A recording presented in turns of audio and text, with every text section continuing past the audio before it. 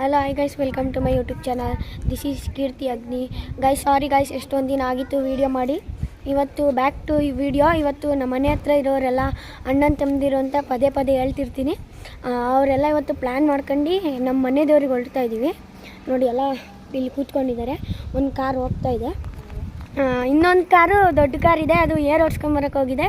ಬನ್ನಿ ಅಷ್ಟೊತ್ತವರೆಗೂ ವೆಯ್ಟ್ ಮಾಡೋಣ.